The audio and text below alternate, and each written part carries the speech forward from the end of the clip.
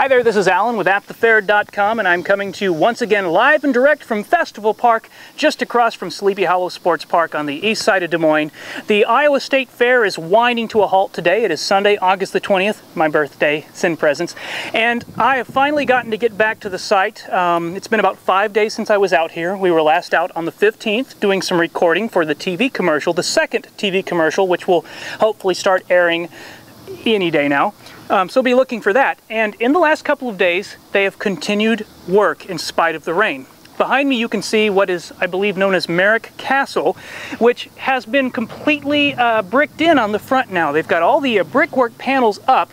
They've done all the detailing around the arches of the windows, and it's looking really, really neat. Now the sides aren't covered up like that. I'm not sure if they're even going to go with the same type of detailing all the way around the corners where we can't see. But it was a pretty substantial change to enter the site today and notice that for the very first time we have a castle that looks like it's all brick instead of a bunch of plywood. Walking around today, things are very, very muddy. There are a lot of tracks through the mud as they've been bringing a lot of the heavy machinery in and out over the last few days. It's dried up somewhat, but it is muddy back here.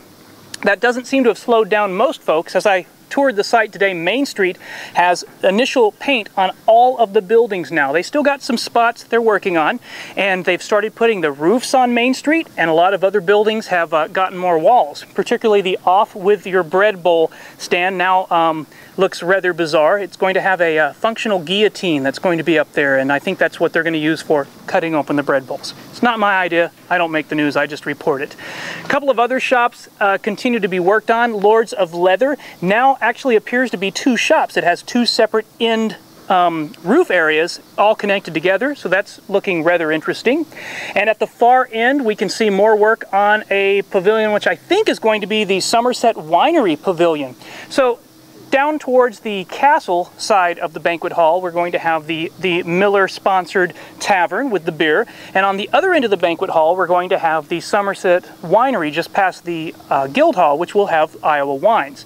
So getting pretty excited about that.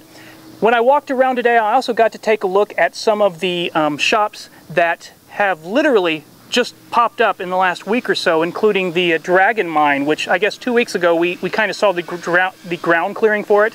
And they now have this cobblestone paneling all over it, so it actually looks like it's made out of some kind of rock work. And they're the first shop that I've noticed that has actually built their panels that will be installed at the bottom, so it goes all the way down to the ground, making it look like a building that's not on stilts. So there's a lot of things interesting happening right now today. We've got several construction crews out here doing painting, sawing away, working on things, and I'm going to take a quick little tour around the village and see if we can spot a few other interesting things.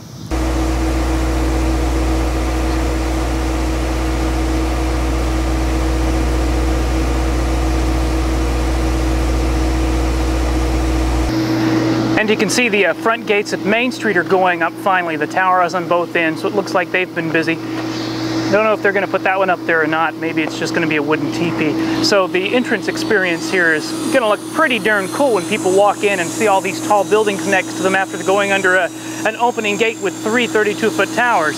Pretty cool.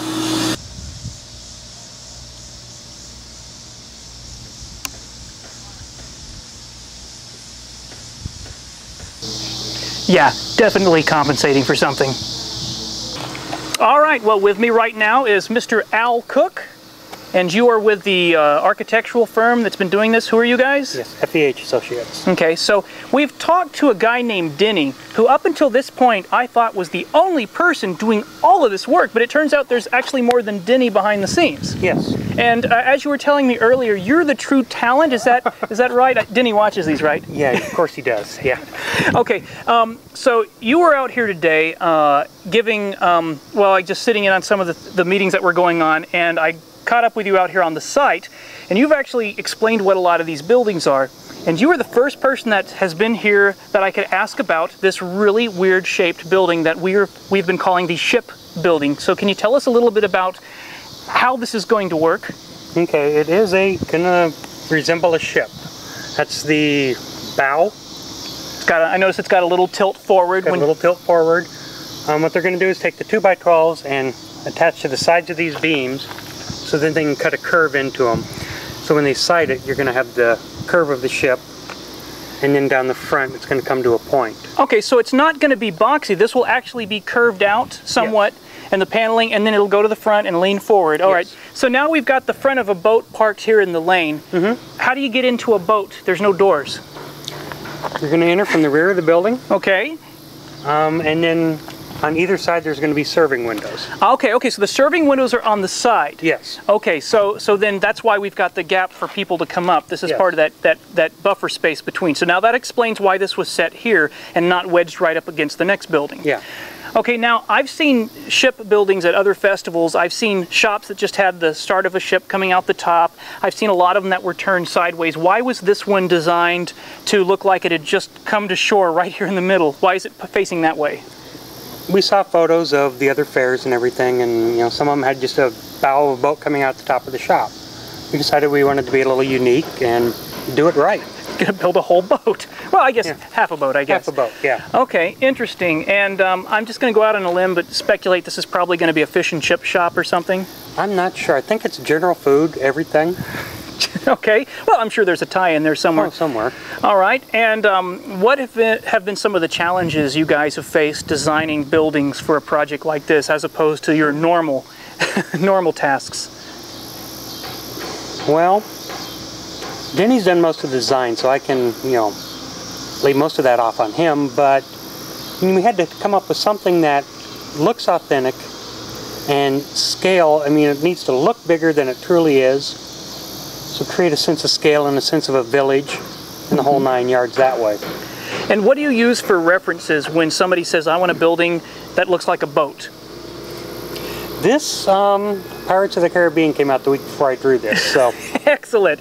So you actually you just kind of looked at what ships looked like and said, yeah. okay, how do we build a building that's shaped like this now that I know what it's supposed to be? Yeah. Okay, so I gather there's probably not a lot of stock plans and general ideas for a lot of these buildings. You really only, okay. And we took reference from other fairs. Okay. Historical reference. And are you finding a lot of challenges, because this is a new event compared to a lot of them that have been grandfathered in with modern building codes? So there are buildings, my understanding is you can go to a lot of these festivals that have been around for a while, and there are buildings that just simply could not be built today because yeah. of the code changes. You can probably explain to us, and we're going to show people how it's working. Most people look at these and notice that the buildings all appear to be up on stilts. Yes. And can you address that a little bit, how that's going to work? Yeah. This area is in the 4 Mile Creek floodplain. It doesn't flood very often. You know, 93, the whole city flooded. I was going to say downtown Des Moines is apparently a flood zone. Well, most of the city is. So to get these permitted and get them built, we had to have removable panels on the bottom. Okay. So if floodwaters do get up to this high, you're not going to destroy the building with all the floodwater pressure. Oh, okay. You're going to take it off and it's going to go right through. Okay, so all these buildings that are built up, they'll have panels that will install. Now, how are you going to do that on this boat that's going to have this fancy sides? Is it just fancier panels? That's going to be up to the gentleman who builds it. So you just design it, somebody else has to make it work? Yeah, this one it's going to be that way. Okay, all right. Anything else you'd like to add to our viewing audience of literally dozens of people? Come out and see this once it's done. This is going to be fantastic. Okay. How do you feel about seeing some of your creations going up like this? This is one of the coolest projects I've ever worked on. And on that, we'll leave it. Thanks for your time. Thank you. Excellent. Ooh, look at that, look at that. Let's go look at their swimming pool.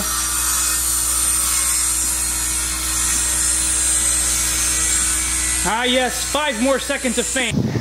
Okay, well there you have it, another tour of Festival Park. Once again, this is all for you. You have to come out and join us as the Des Moines Renaissance Fair opens Labor Day weekend right next door to Sleepy Hollow Sports Park, east of the fairgrounds on the east side of Des Moines, Iowa.